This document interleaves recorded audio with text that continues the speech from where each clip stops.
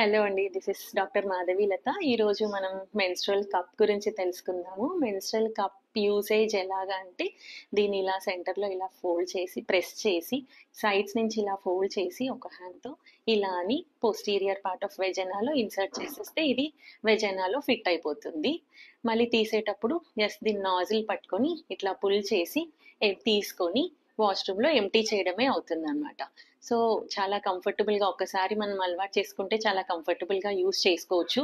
ఇంకా దీని cleaning method ఎలాగంటే మనం బేబీ ఫీడింగ్ బాటిల్స్ ఎలా డిసిన్ఫెక్ట్ చేస్తామో అలాగా బాయిలింగ్ చేసుకోవడము. వన్స్ ఒక పీరియడ్ స్టార్ట్ అయ్యేటప్పుడు బాగా బాయిల్ చేసి డ్రైగా పెట్టుకుంటే సరిపోతుంది.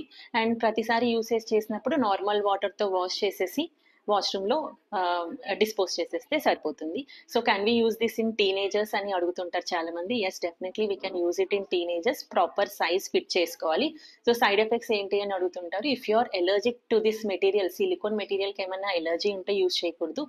సివియర్ అనాఫిలాక్టిక్ రియాక్షన్స్ అలా ఉంటే చేయకూడదు. అండ్ కరెక్ట్‌గా హ్యాండ్ హైజీన్ పాటించి నీట్‌గా మెయింటైన్ చేసుకుంటే ఇన్ఫెక్షన్ ఛాన్సెస్ చాలా తక్కువ.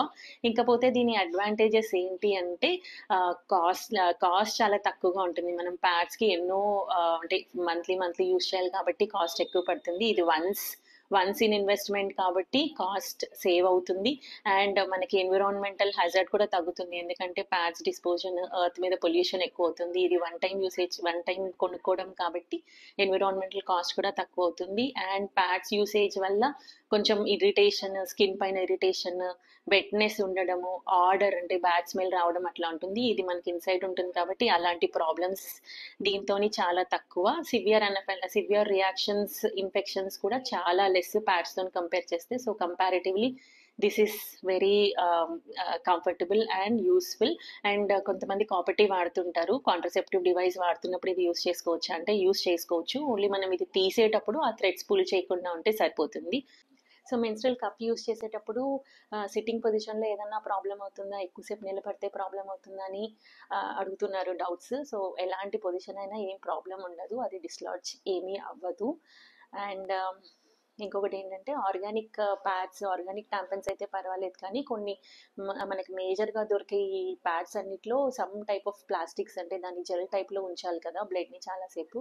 So, some type of plastics and some type of chemicals ఉంటున్నాయి కాబట్టి అవి లాంగ్ రన్‌లో ఈవెన్ కార్సినోమాస్ కూడా కాజ్ చేసే ఛాన్స్ ఉంటుంది. హార్మోనల్ ఇంబాలెన్స్ వచ్చే ఛాన్స్ ఉంటుంది కాబట్టి comparatively menstrual cup only silicon material, plastic usage తక్కువ ఉంటుంది కాబట్టి దిస్ వుడ్ బి బెటర్. ఈ వీడియో మీకు నచ్చినట్టయితే please do like, share and subscribe our video. Thank you.